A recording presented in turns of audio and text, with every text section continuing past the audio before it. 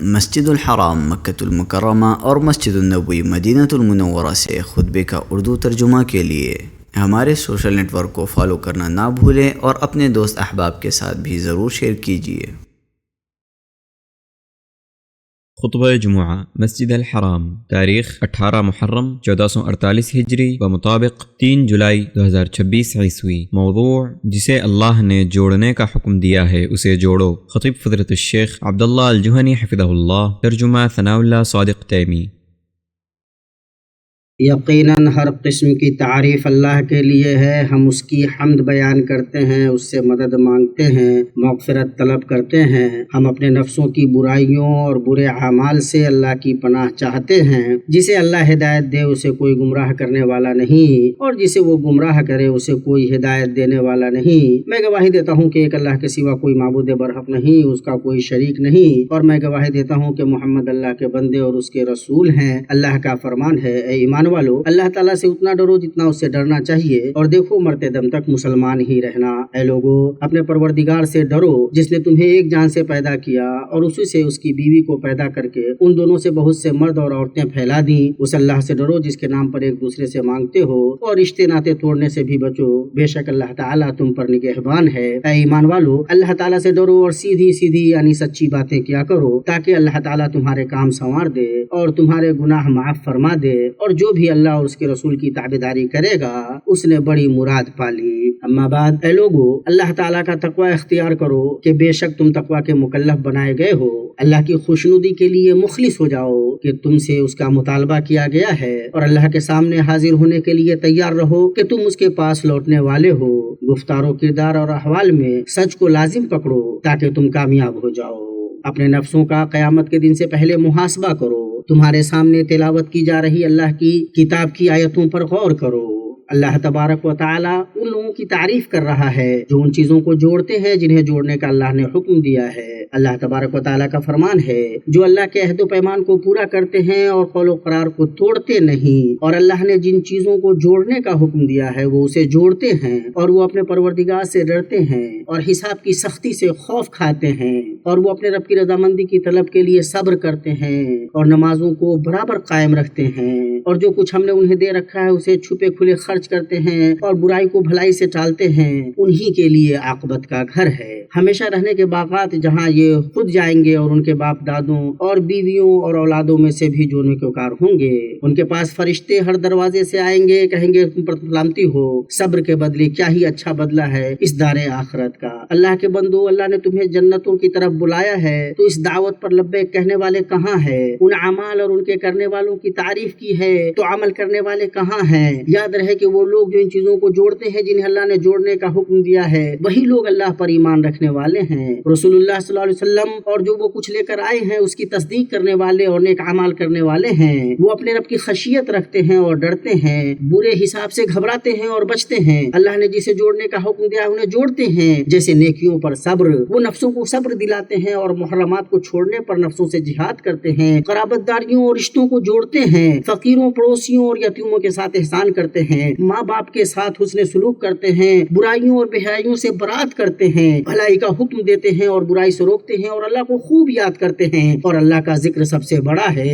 علامہ Saadi رحمہ اللہ نے فرمایا، اس کا تعلق ہر چیز سے ہے جسے جوڑنے کا اللہ نے حکم دیا ہے، جیسے اللہ پر، اس کے رسول صلی اللہ علیہ وسلم پر ایمان، اللہ اور اس کے رسول صلی اللہ علیہ وسلم سے محبت، صرف اسی ایک وحدہ لا شریک لہ کی عبادت، اور اس کے رسول صلی اللہ علیہ وسلم کی اطاعت، اور وہ لوگ اپنے باپ ماں کے ساتھ قول و فعل کے ذریعے اچھے سلوک سے اور نافرمانی نہ کر کے صلہ رحمی کرتے ہیں، تعلق داروں اور رشتہ داروں کے ساتھ قول و فعل کے ذریعے نیکی کر کے رشتہ نبھاتے ہیں، اور اپنی بیویوں اور دوستوں کے دنیاوی اور دینی حقوق پورے طور پر ادا کر کے صلہ رحمی کرتے ہیں۔ اور وہ سبب جو بندے کو اس چیز کو جوڑنے والا بناتا ہے جسے اللہ نے جوڑنے کا حکم دیا ہے، وہ ہے اللہ کی خشیت اور یوم الحساب کا خوف۔ اسی لیے اللہ تعالیٰ نے فرمایا، اور وہ اپنے پروردگار سے ڈرتے ہیں، چنانچہ اللہ سے ان کا یہ ڈر اور حساب کے دن اس کے حضور آنے کا خوف انہیں روکتا ہے کہ وہ اللہ کی معصیت کی جرات کریں۔ اسی طرح سزا کا ڈر اور ثواب کی امید انہیں روکتی ہے کہ اللہ نے جن چیزوں کے کرنے کا حکم دیا ہے وہ ان میں کوتاہی کریں۔ اللہ کے بندو اللہ کا تقوی اختیار کرو، پہلے ہی سے اپنے نفسوں کے لیے نیکی پیش کرو، تم اسے پاؤ گے، اور موت سے فوت ہونے والی نیکیوں پر حسرت سے بچو۔ بات کے لیے پہلے عمل کرو اور ان لوگوں کی طرح نہ ہو جاؤ جو مر گئے اور ان کے صحیفے گناہوں سے سیاہ رہے۔ انہیں امید اور ٹال مٹول نے دھوکے میں رکھا، اگر انہوں نے بدلے کا خیال رکھا ہوتا تو اس کے لیے تیاری کی ہوئے ہوتے۔ اللہ ہمیں گناہوں کی گندگی سے پاک کرے اور ہم نے جو بڑے بڑے گناہ کیے ہیں انہیں معاف فرمائے۔ اے اللہ ہمیں قرآن عظیم میں برکتوں سے نواز، اس میں موجود آیتوں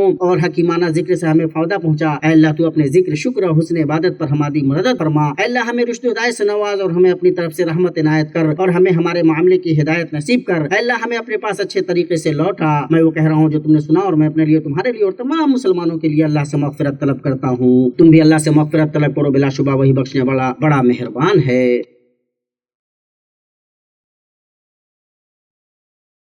ہر قسم کی تعریف اللہ کے لیے ہے جو تمام جہانوں کا رب ہے۔ میں گواہی دیتا ہوں کہ ایک اللہ کے سوا کوئی معبود برحق نہیں، اس کا کوئی شریک نہیں، اور میں گواہی دیتا ہوں کہ ہمارے سردار اور نبی محمد اللہ کے بندے اور اس کے رسول ہیں۔ اللہ نے آپ کو فضیلت سے نوازا، چنا، عطا کیا اور خوش کیا، اور اپنے دین کو بقیہ تمام دینوں پر غالب کیا۔ اللہ نے آپ کے ذریعہ دین کو کامل کیا اور نعمت تمام کی، پھر آپ کو وفات دی اور رفیق اعلیٰ سے قریب کیا۔ اے اللہ درود و سلام نازل کر اپنے بندے اور رسول محمد اور ان کے آل و اصحاب پر، اور جنہوں نے اچھے طریقے سے ان کی پیروی کی ان پر۔ اما بعد لوگوں، اللہ کا کما حق تقوی اختیار کرو، بکثرت ذکر، شکر اور بکثرت صدقہ سے اپنے اور کے بیچ کے معاملات کو جوڑو۔ تمہیں روزی دی جائے گی، تمہاری مدد کی جائے گی اور تمہارے شکستہ کو جوڑا جائے گا۔ اپنی آخرت کے لیے اپنی دنیا سے زیادہ راہ لے لو، اپنی صحت سے مرض کے لیے، اپنی فرصت سے اپنی مشغولیت کے لیے، اپنی مالداری سے اپنی فقیری کے لیے، اپنے امن سے اپنے خوف کے لیے، اور اپنی خوشی سے اپنے غم کے لیے سامان لے لو، کیونکہ معاملات ہمیشہ ایک ہی طریقے پر نہیں رہتے ہیں، حالتیں کتنی زیادہ برعکس طور پر بدلتی ہیں۔ یہ دن ہے جو لوگوں کے درمیان عدالتیں بدلتے ہیں۔ اللہ سے مدد، ہدایت، توفیق و درستی طلب کرو، تمام معاملات اس کے ہاتھ میں ہیں، بندے کے ہاتھ میں صرف اسباب کا انجام دینا ہے۔ اللہ سے خوب دعا کرو، استغفار کرو اور اس کی طرف رجوع کرو، اللہ کی اطاعت اور رسول اللہ صلی اللہ علیہ وسلم کی اطاعت سے اللہ کا تقرب حاصل کرو۔ مسلمانوں، اللہ نے ہمیں ایک ایسی بات کا حکم دیا ہے جس کی شروعات خود اپنی ذات سے کی ہے۔ فرمایا اللہ تعالیٰ اور اس کے فرشتے اس نبی پر رحمت بھیجتے ہیں، ایمان والو تم بھی ان پر درود بھیجو اور خوب سلام بھی بھیجتے رہا کرو۔ اور آپ صلی اللہ علیہ وسلم نے فرمایا جس نے مجھ پر ایک بار درود بھیجا اللہ اس پر 10 مرتبہ درود بھیجے گا۔ آپ صلی اللہ علیہ وسلم سب سے زیادہ متواضع انسان تھے، تمام حالتوں میں سب سے زیادہ نفع بخش تھے، محضر حلال کھاتے اور اپنی کریمانہ نفس پر ضرورت مند اور اہل عیال کو ترجیح دیتے، اس معاملے میں جو ہوتا اسے واپس نہیں کرتے اور جو نہ ہوتا اس کا تکلف نہیں کرتے۔ اللہ درود و سلام نازل فرما اپنے بندے اور رسول ہمارے نبی محمد پر، اور اللہ انہیں مقام محمود پر پہنچا اور انہیں وسیلہ، فضیلت اور بلند و بالا درجہ عطا فرمائے۔ اللہ تو راضی ہو جا چاروں خلفاء مخلص و یکسو خلفائے راشدین ابو بکر، عمر، عثمان اور علی سے، اور اپنے نبی کے بقیہ تمام صحابہ سے اور ان کے طیب و طاہر اہل خانہ سے، اور جو درست طریقے سے تا قیامت ان کی پیروی کرے ان سے۔ اے اللہ تو اپنے احسان و کرم سے ہم سے بھی راضی ہو جا، اے ارحم الراحمین۔ اے اللہ ہم تجھ سے دعا کرتے ہیں کہ تو اسلام کو غلبہ عطا کر، اے وہ ذات جس نے اپنی رحمت سے اپنے بندوں پر احسان کیا، اور یہ کہ مسلمانوں کی شان بلند کر، اور تو ان دونوں کو اپنی عنایت و توفیق سے نواز جن دو لوگوں نے بہترین عمل کیا، ان دونوں یعنی خادم حرمین شریفین شاہ سلمان بن عبدالعزیز اور ان کے عالی مقام امانت دار شہزادے محمد بن سلمان کے ہاتھوں ملک و عوام کی اصلاح فرما۔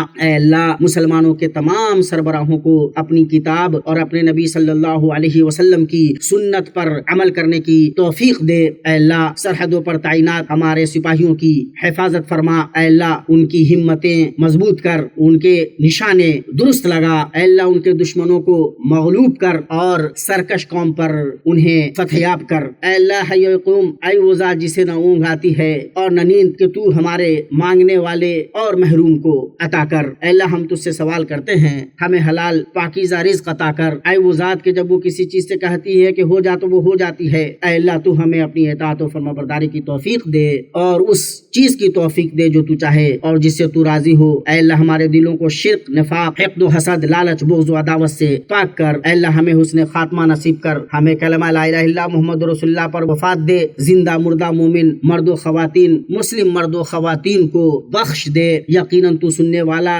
دعائیں قبول کرنے والا ہے۔ اے اللہ ہمیں بارش اور رحمت سے سیراب کر اور ہمیں نا امیدوں میں سے نہ بنا۔ اے اللہ ہم تجھ سے مغفرت طلب کرتے ہیں، بے شک تو بڑا بخشنے والا ہے، ہم پر آسمان سے موسلا دھار بارش برسا۔ اے اللہ ہم تیری مخلوقات میں سے ایک مخلوق ہیں، ہمارے گناہوں کی وجہ سے ہم سے اپنا فضل نہ روک۔ اے اللہ تو اپنے بندوں، ملک اور چوپایوں پر رحم کر، اپنی رحمت پھیلا، مردہ شہر کو زندہ کر، بلا شبہ تو ہر چیز پر قادر ہے۔ اللہ کے بندو خوب اللہ کا ذکر کرو، یقیناً اسی سے دلوں کی زندگی ہے اور اسی سے گناہوں کی مغفرت ہوتی ہے۔ اللہ تبارک و تعالیٰ کا فرمان ہے، بے شک اللہ کا ذکر بہت بڑی چیز ہے، تم جو کچھ کر رہے ہو اسے اللہ خبردار ہے۔